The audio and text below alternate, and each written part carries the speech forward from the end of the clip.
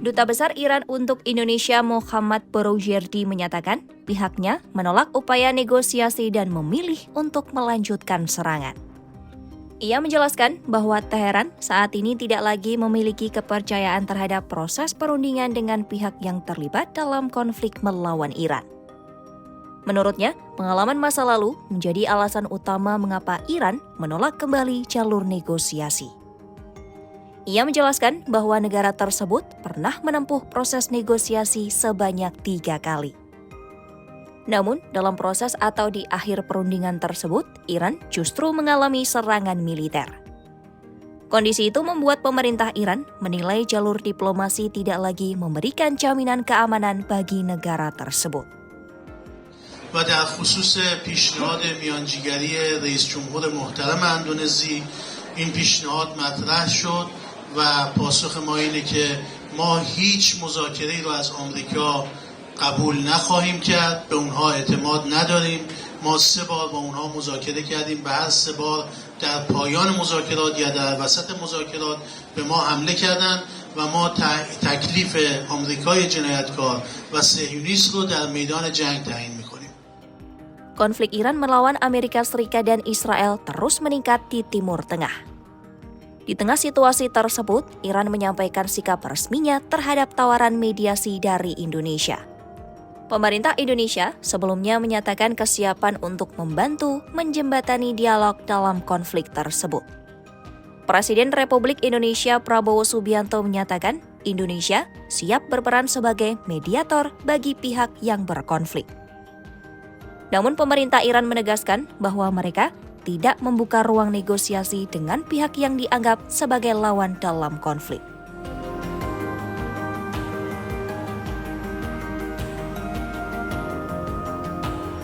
Penolakan terhadap mediasi tersebut terjadi saat konflik memasuki hari ke-6. Eskalasi perang terus meluas di berbagai kawasan strategis. Pertempuran tidak hanya terjadi di kawasan Teluk Persia, namun juga meluas hingga Samudra Hindia. Angkatan Laut Amerika Serikat mengonfirmasi telah menenggelamkan kapal perang Iran jenis fregat Iris Dena di perairan dekat Sri Lanka. Insiden itu menandai perluasan konflik ke jalur perdagangan dan energi global di Samudra Hindia. Pemerintah Iran mengecam insiden tersebut dan menyatakan akan memberikan balasan yang keras terhadap Amerika Serikat.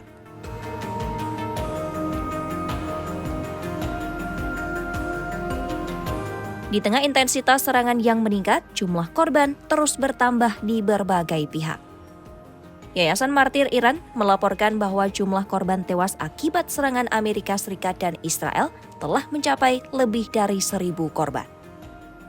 Laporan tersebut menyatakan korban meliputi warga sipil serta keluarga pejabat tinggi negara. Salah satu insiden yang menarik perhatian internasional adalah dugaan serangan udara terhadap sekolah dasar putri di kota Minab di Iran Selatan.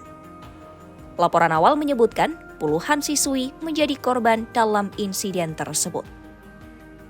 Menteri Pertahanan Amerika Serikat Pete Hegseth menyatakan bahwa pihaknya masih melakukan penyelidikan terhadap laporan tersebut. Sementara itu, serangan balasan Iran juga menyebabkan korban di pihak lawan. Laporan menyebut belasan warga Israel tewas akibat serangan rudal Iran.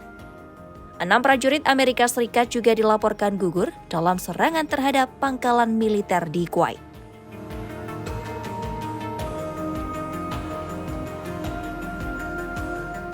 Konflik juga meluas ke Libanon setelah Israel meningkatkan serangan terhadap target yang berafiliasi dengan Hizbullah.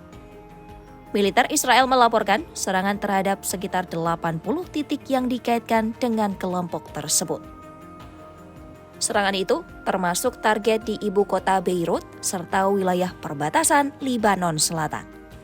Pertempuran darat antara pasukan Israel dan pejuang Hizbullah juga dilaporkan terjadi di beberapa titik perbatasan.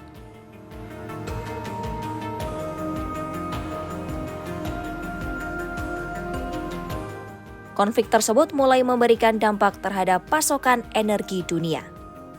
Iran dilaporkan memblokade Selat Hormuz, salah satu jalur distribusi energi terpenting di dunia. Blokade itu menyebabkan penurunan pasokan gas global hingga sekitar 60 juta meter kubik per hari.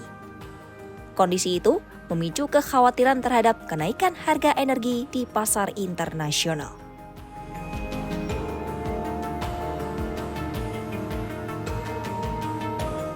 Sejumlah negara mulai menyerukan upaya diplomasi untuk meredakan ketegangan di Timur Tengah. Pemerintah Indonesia melalui Menteri Luar Negeri Sugiono menyatakan keprihatinan mendalam terhadap situasi tersebut. Pemerintah Indonesia juga mengingatkan risiko perang yang lebih luas jika konflik terus meningkat. Sementara itu, China mengumumkan rencana mengirim utusan khusus ke Timur Tengah untuk mendorong upaya mediasi. Langkah itu bertujuan mencegah dampak ekonomi global yang lebih besar. Di Amerika Serikat, Senat dilaporkan gagal meluluskan resolusi yang bertujuan membatasi kewenangan militer Presiden Donald Trump dalam konflik tersebut. Kegagalan itu membuka jalan bagi kelanjutan operasi militer. Hingga Kamis malam, laporan dari lapangan menyebutkan ledakan masih terdengar di wilayah barat dan barat Laut Teheran. Sistem pertahanan udara di Uni Emirat Arab dan Arab Saudi juga dilaporkan terus mencegat serangan drone yang diluncurkan dari arah Iran.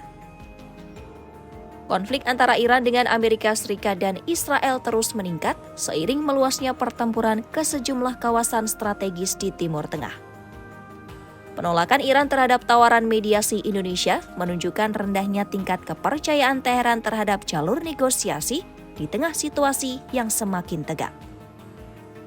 Kondisi ini memunculkan kekhawatiran internasional karena konflik berpotensi memengaruhi stabilitas keamanan kawasan dan pasokan energi global.